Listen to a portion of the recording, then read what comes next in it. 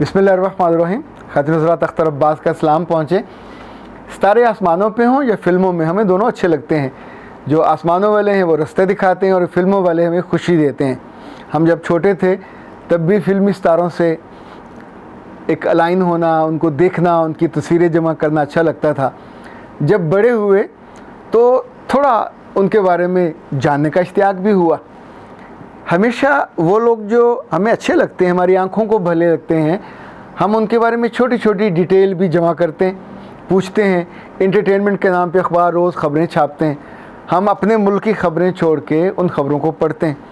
अभी अर्तुगरुल आ रहा है, तो अर्तुगरुल का जो हीरो है वो कौन है, उसके बच्चे कितने हैं, उसकी बीवी कैसी है, हलीम सादिया कैसी है, उसकी शादी किससे हुई, कब टूट गई, क्यों टूट गई, वो पाकिस्तान आना चाहती है तो क्यों आना चाहती है, और एक एक के बारे में। बल्कि ऐसे में मुझे वो दिलचस्प ख़बर याद आती है जो पाकिस्तानी अदाकार इंडिया के साथ काम करते हुए जब कहा करते थे, फ़न की कोई सरहद नहीं होती, फ़न तो लिमिटलेस होता है। अच्छा, अब उनको, चूँकि ये जो लिमिटलेस फ़न था ये नंगे बाजुओं वाला था, ये बिल्कुल मादर पिदर आज़ाद था। दूसरों की औरतों को, उनकी खूबसूरती को, उनके वजूद को लिटरली जैसे आप आँखों से पी जाएं वो वाली कैफियत होती थी। मर्दों के बारे में ये नहीं होती। अच्छा, अब जितनी तुर्की की अर्तुगरुल में ख़वातीन आ रही हैं वो सर से पाँव तक ढकी हुई हैं। आम ज़िंदगी में चाहे वो जो मर्जी पहन के फिरती हों, ड्रामे में तो ना उनका सर नंगा होता है। इट्स सो डिज़ाइंड, खूबसूरत लगता है। एक चादर मिनी पहनती, लेकिन वो कमीज़ के ऊपर एक एप्रन, फिर दूसरा एप्रन, फिर तीसरा। अब उनके पूरा कल्चर है और उनकी वो खूबसूरती अब यहाँ के हमारे बहुत सारे दानिश्वरों को खलती है, इवन अदाकारों को, कि वो अच्छे लगते हैं, वो अल्लाह का नाम लेते हैं, वो रसूल का नाम लेते हैं, वो डिप्रेशन कम करते हैं। यानी उनको देखते हुए आपको जो फील गुड, उनसे आप अलाइन करते हैं। वो मोहम्मद सल्लल्लाहु अलैहि वसल्लम का नाम लेते हैं, ऐसे हाथ मारते हैं, अल्लाह का नाम लेते हैं तो उनकी आँखें मोहब्बत से झुकती हैं, जो अपने बड़ों के साथ अलाइन करते हुए। कल मैं सोच रहा था कि मैं भी अपने बच्चों के आगे हाथ करूं कि ज़रा वो भी उसका बोसा लें, पर अगर तो बचपन में इनको सिखा देते तो शायद ले लेते। अभी ये नहीं लेंगे, पर वहाँ तो जब बाप आता है या कबीले का सरदार आता तो सभी उसके हाथ को, आँखों को लगाते हैं। ये द मेड ए कल्चर। अच्छा, हर कल्चर की अपनी खूबी और ख़ूबसूरती होती है। फिर अदाकार रोल मॉडल कभी नहीं बनते, पर हमको अच्छे लगते हैं क्योंकि हमें वो अपने घर घर के लगने लग जाते हैं। इंडिया के साथ हमेशा हमारा मामला ये रहा कि इनकी शक्लें और रंग हमसे करीब करीब हैं, और मुझे चूँकि इंडिया के 3-4 सूबे घूमने का मौका भी मिला, अगर खूबसूरती देखी जाए तो पाकिस्तान में उनसे बहुत ज़्यादा है। यानी उन 15 दिनों में शायद ही कोई एक आध औरत हो जो खूबसूरत या खुश शक्ल नज़र आई हो, वरना सारी काली पीली थी। पर उनकी जो ड्रामों में दिखाते हैं वो ज़ाहिर है वो बहुत उसको एलेबोरेट करते हैं। ऐसे उनके जो मर्द हैं उनके बारे में, अब चूँकि उनकी सोसाइटी हमसे ईमान के बारे में फ़र्क है, वैल्यूज़ के बारे में फ़र्क है, कल्चर के बारे में फ़र्क है, पर हमको दिलचस्पी रहती है। अभी जो उनका अदाकार है सुशांत सिंह, उसने वो ख़ुदकुशी की, 34-35 साल का कुछ लड़का है, सिंगल था, एक लेविश ज़िंदगी बसर कर रहा था, बांद्रा में रह रहा था। इसकी एक मूवी मैंने भी देखी, बल्कि 2 देखी। एक वो धोनी वाली जिसमें ये धोनी का इसने कैरेक्टर अदा किया और अच्छा डिसेंट सा लग रहा था। दूसरी अगर आपको याद हो के जिसमें जो सरफराज बना था, जो धोखा नहीं देता था, पर अभी वो अपने घर में 5 लोगों के साथ रह रहा था। 2 कुक थे, धोबी थे, दोस्त थे और दिल खाली था। आई डोंट नो किसी लड़की ने धोखा दिया था या ख़ुद इसने किसी को दिया था, लेकिन ज़ाहिर है वो एक अदाकार था, खुश शक्ल था, लंबा चौड़ा था, तो हाइप इतनी क्रिएट हुई है कि हमारे यहाँ आलमोस्ट हर बंदे ने उस पर वीडियो बना डाली। मैं कभी उस पर बात ना करता, लेकिन हर दूसरे कमेंट पे आ रहा कि सर सुशांत पे बात कीजिए, बल्कि हमारे शोएब साहब ने भी बाकायदा फरमाइश की कि उस पर बात कीजिए। क्या बात करें उस पर? देखिए, सिर्फ रंग हम जैसा था या हमको उसकी शक्ल अच्छी लगती थी, हमने उसकी फ़िल्में देखी थी, लेकिन ज़मीन आसमान का हमारा उनका फ़र्क है।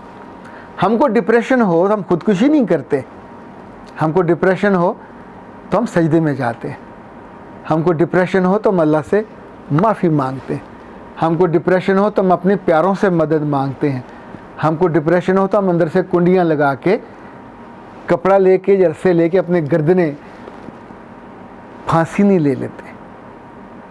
ये एक नाकाम, नाकारा और बुज़दिल लोगों की ज़िंदगी होती है। हाँ, हमारे यहाँ बाज़ बच्चे ये हरकत करते हैं, पर लेकिन ये वो करते हैं जो ईमान से खाली हो जाते हैं। जब अल्लाह अपनी मोहब्बत को, अपनी उल्फत को आपके दिल से निकाल देता है तो दिल खाली हो जाता है। मुझे याद, एक दफ़ा हम बानो आपा को और इशफाक साहब को एक दरबार पे लेके गए। लाहौर में शाह जमाल में एक दरबार है, वहाँ वो ढोलची होता था और लोग रक़्स करते थे। तो बानो आपा ने एक अजीब उसकी तौजीह की, कहने लगे जब मर्द अल्लाह से मोहब्बत करता है तो अपना वो वजूद और सर खाली कर लेता है, फिर वो रक़्स करता है, जैसे मौलाना रूम के मज़ार पे होता है, और उस रक़्स करते हुए अल्लाह से वो हाथ बांध के कहता है कि सर, मेरा दिल, मेरा दिमाग सब खाली है, अब तो इसमें आ जा, और उसको आने की वो दावत देता है और रक़्स करता है। अच्छा जी, अपना तीसरा डायमेंशन था जो सोचने का। ख़वातीन का दिल खाली हो तो वो और तरह से करती हैं, मर्द खाली हो तो और तरह से करते हैं। लेकिन याद रखिएगा, ज़िंदगी में जैसे पैसा आए, शोहरत आए, वक़्त आए, तो दिल तो शुक्र से भरना चाहिए। जिन लोगों का दिल शुक्र से खाली हो जाता है, सारी चीज़ें उनके पास होती हैं। अपना घर होता है बांद्रा में, अपने दोस्त होते हैं, शोहरत होती है, कई फिल्मों में, आने वाली फिल्में भी होंगी। इंजीनियरिंग उसने करते हुए छोड़ी, माँ बाप भी अब सारी उम्र उसको रोते रहेंगे, पर एंड ऑफ द डे कमाया क्या? आप एक हारे हुए ज्वारी की तरह दोनों हाथों से खाली इस दुनिया से चले गए। सो याद रखिएगा, खूबसूरत होना कामयाबी नहीं है, मशहूर हो जाना तो बिल्कुल कामयाबी नहीं है, दौलतमंद हो जाना भी कामयाबी नहीं है, आपके साथ दो चार दोस्त हों तो भी कामयाबी नहीं है। अगर आपका दिल मुतमईन नहीं है, आपकी आंखें अपने रब की मोहब्बत में रोती नहीं हैं, आपके दिल में सुरूर और सुकून नहीं है, आप जो काम करते हो उस पर यकसुई नहीं है, आपके दिन और रातें एक जैसे काले हो जाएं, तो इसका मतलब ये हुआ कि डिप्रेशन तो आएगी। डिप्रेशन है क्या? जब आपका दिल खाली होता है तो उसमें मायूसी आ जाती है। जब वहाँ दिल का मालिक नहीं होता तो छोटे छोटे कई सारे लोग आ जाते हैं और वो आपको आके फिर तंग भी करते हैं, मुतालबे भी करते हैं। अपने बच्चों को सिखाइए और ख़ुद अपने दिल को भी सिखाइए कि दुनिया किसी छोटे से हादसे, किसी छोटे से वाक़े, किसी छोटी सी नाकामी से ख़त्म नहीं होती। वो तो एक हम्प होता है, जैसे चलते चलते रोड ब्रेकर आ जाता है, स्पीड ब्रेकर आ जाता है, ये ज़िंदगी में बार बार आने होते हैं। किसी इंसान की ज़िंदगी इन स्पीड ब्रेकर्स के बिना नहीं है। ये रब खुद कहता है। तुम्हें क्या लगता है कि तुमको मैं ज़िंदगी में आजमाए बिना छोड़ दूँगा? किसी को दौलत से, किसी को जान से, किसी को औलाद से, किसी को मर्तबे से कहीं दे के आजमाया जाता है, कहीं ले के आजमाया जाता है। दुनिया में कितने लोग हैं जब उनको मर्तबा मिलता है तो और हम्बल हो जाते हैं और झुक जाते हैं और खिदमत गुजार हो जाते हैं और लोग उनके लिए अपनी मोहब्बत को और दराज कर देते हैं। लेकिन जब कभी आप सारी दुनिया से कट के किसी एक छोटे से गम को इतना बड़ा गम बना लेते हैं तो फिर सोचिए कि वो गम पत्थर बन के, हालांकि गुब्बारा होता है, वो पत्थर बन के आपकी कमर तोड़ देता है और समटाइम आपकी रीढ़ की हड्डी और आपका ये जो गर्दन है ये भी खींच के लंबी कर देता है।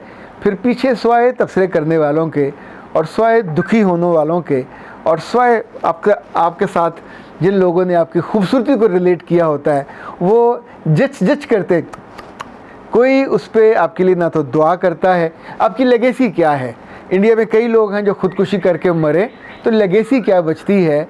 एक लंबी गर्दन, एक खाली दिल और एक नाकाम और नामराद ज़िंदगी। ख़ातिन हज़रात, मेरा रब आपकी ज़िंदगी को कभी खाली ना करे, आपकी ज़िंदगी के आसमान के तारों की रोशनी कभी कम ना हो, आपकी ज़िंदगी का आसमान हमेशा रोशन रहे, उस पर अंधेरा ना छाए और आपका दिल यकीन से, मोहब्बत से और अपने रब के साथ जुड़े होने के साथ हमेशा ताकतवर रहे, यूँ खाली होके अपने पंखों के साथ अपने आप को लटकाने वाला दिल ना बने। अख्तर अब्बास को इजाज़त दीजिए।